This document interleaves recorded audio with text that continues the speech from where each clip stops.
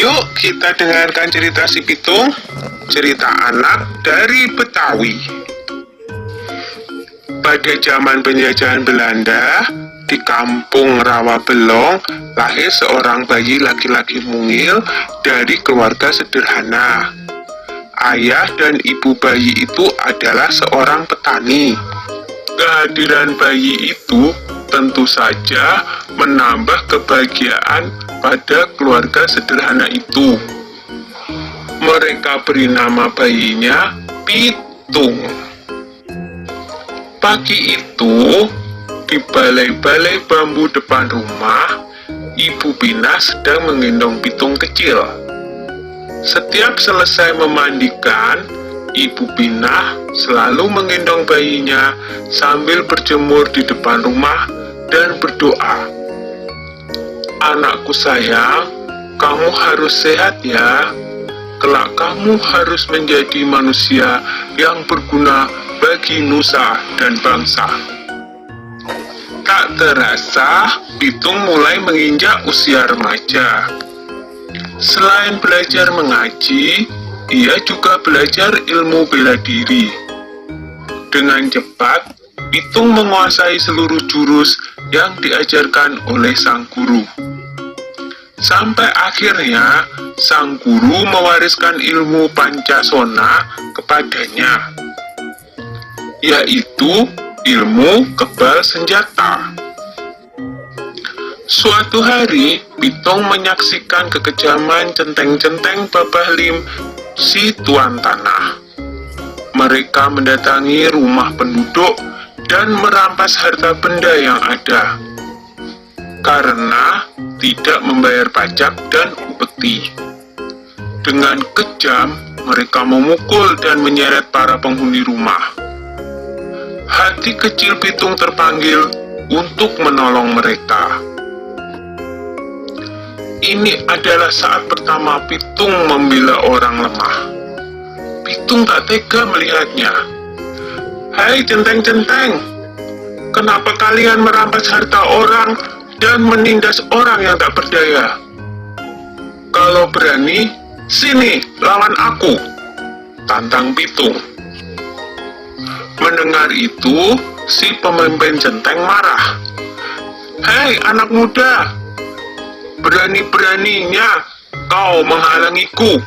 Rasakan ini," hardiknya kepada Pitung. Pemimpin centeng menyerang Pitung dengan gencar, tetapi Pitung berhasil mengalahkannya dengan mudah. Pemimpin centeng itu roboh dalam 2 jurus. Anak buahnya pun melarikan diri ketakutan. Sejak saat itu, Pitung bertekad untuk membela orang yang tertindas. Dengan penuh semangat, Pitung mengajak para penduduk desa untuk bersatu melawan penjajah. "Kita harus lawan segala penjajahan. Tidak ada yang boleh merampas harta milik kita. Ini adalah tanah kita. Jangan mau diperbudak oleh kompeni," kata Pitung bersemangat.